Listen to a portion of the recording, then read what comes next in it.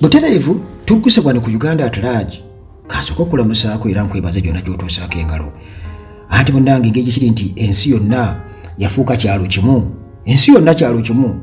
Era oli ayinza okuba katugeze ali Japan n'alowooza nti nze ndi eno wala nnyo, ndi wala nnyo, ng'ageraageranya engeri gye yali nnyonyi n'agenda n'akoowa n'akola ki. Muganda wange oli kumpi nnyo wano naffe. Kyovudde olaba nga mujjukira bulungi ennyo mu biseera biri nga olutalo lwa Ukraine ne Russia nga lwakanyenyiitira ennyo. Mwagenda okulaba nga Lavrov ali Kampala. Ngali Kampala. Wayita ebbanga tono nnyo n'Amerika n'esindika abakungu. Muganda wange twagenda okulaba nga ne Muhoozi naye ayogera ku nsonga ze zimu ng'awagirira ddala Russia ne Museveni. Twagenda okulaba nga ate ebbeeyi y'emitu tepadde, amafuta tegapadde, nga batugamba nti ate olutalo lwa Ukraine ne Russia. Munnange olutalo ne tulubeereramu ddala n'okutuusa kati tukyalulemu butereevu.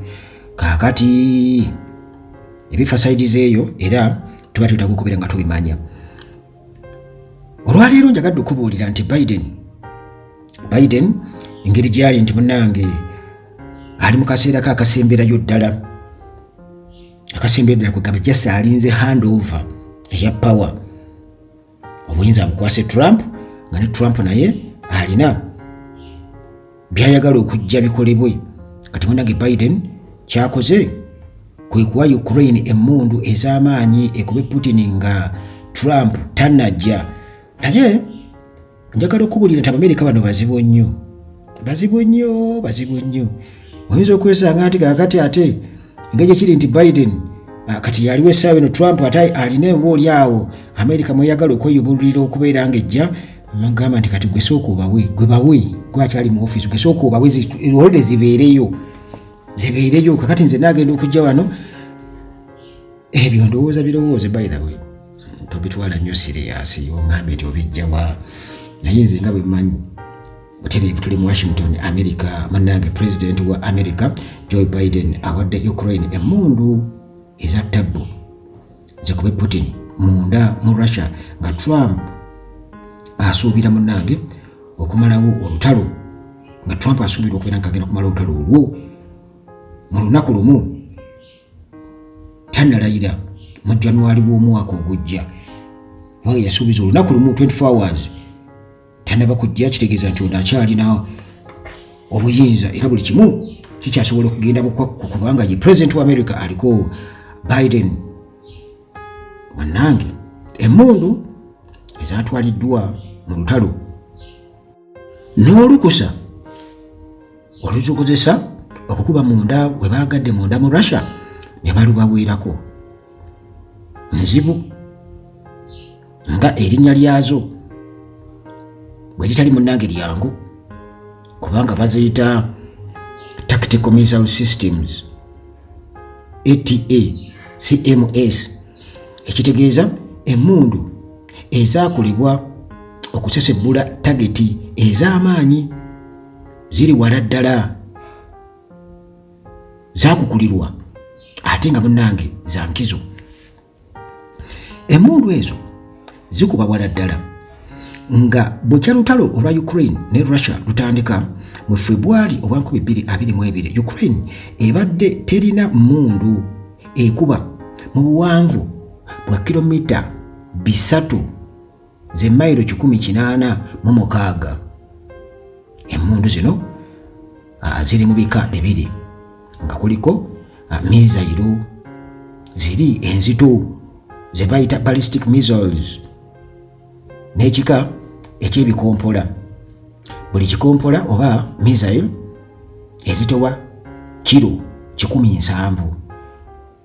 Buli kimu kidduka sipiidi nene nga kikozesa tekinologiya wa supersonic, ng'eyo munnange yembeera ekuleetera okuwulira eddoboozi ery'amaanyi kyokka ogenda munnange okutunula waggulu nga ekikoze eddoboozi eryo kyayiseewo dda. Emmundu ezo zikolebwa kampuni eya Lockheed Martin eya America. Ziwangibwa zino zitwogerako emmundu zino ziwangibwa munnange ku kimotoka ekyasibwako emidumu eminene kye bayita multiple launch rocket system MLRS mu abbreviation, oba kino ekya high mobility artillery rocket system mu bufunze HIMARS. Ebimotoka America yali yabiwadda Ukraine n'emmundu ezimu nga yazigiwadda kyokka nga teyagiweerako lukusa kuzikozesa nga ekuba munda mu Russia. Kati munnange Joe Biden nga abuzaayo emyezi 2 asiibule olwo Donald Trump atuule mu ntebe eya America nga January 2025 yakkiriza Ukraine munnange ezikozese n'agyongera n'endala. Nk'omu akafaananyi wano Uganda nga Museveni bamukubye akalulu katugeze tulindawo emyezi 2 kati nga America bwe balinda emyezi 2 mbu aweeyo obuyinza. Abasajja engeri gye batoga mu nva simanya bwe kiyinza kubaawo. Simanyi kiyinza kubaawo kubanga omusajja waffe takkiriza aba agamba abaana bange yaswala. Era awo babeera gavumenti bagiwambye dda olutalo lwazzeemu dda. Bana abasajja bazibu batutiisa olutalo naye ate bo bakkakasa nti bwe babakuba akalulu bagenda bugenzi businga balangirira Kyagulanyi tugenda bugenzi ffe. Kati Trump yalaga nti olutalo olwo ajja kulukomya mu lunaku lwalayira.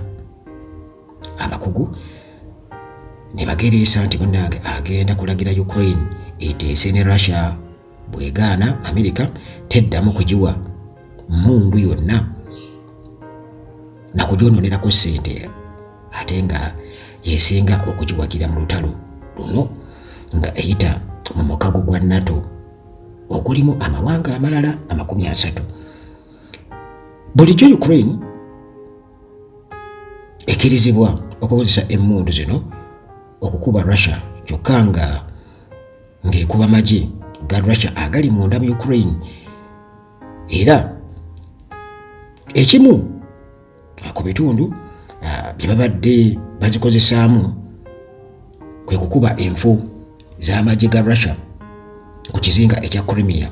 America ne banywanyi baayo kye bakkiriza nti munnange kya Ukraine wadde Russia egamba nti okuva lwe yakiwamba mu 2014 kyafuuka kyayo.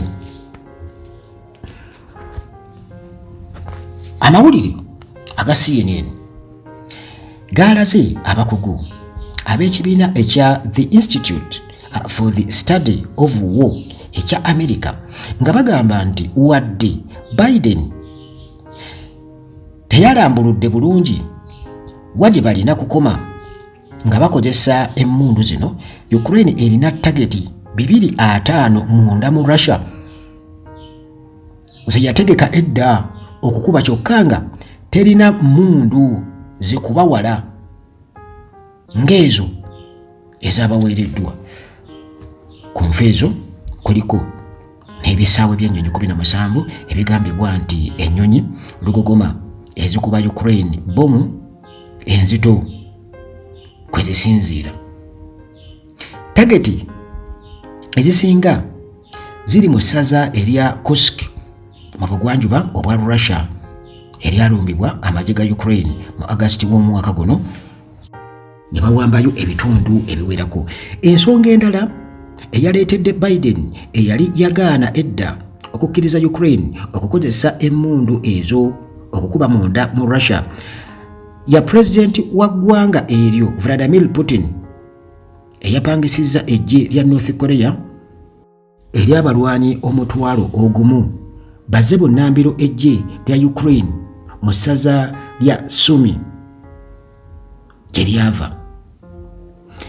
Amawanga ag'abazungu amalala agaawa Ukraine emmundu ezikuba ewala kuliko Bufalansa ne Bungereza.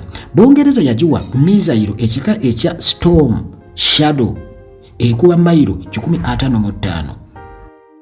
Batya Putin kubanga yalaalika dda amawanga g'abazungu nti bwe banaawa Ukraine emmundu ez'amaanyi ekika ekyo nezikozesa okukuba Russia ejja kukozesa bbomu zaayo eza nyukiriya kubanga munnange yazikola kwetaasa bintu ng'ebyo. Ako munnange ge gafeeyo sigenda kubeera nga nsukkawo.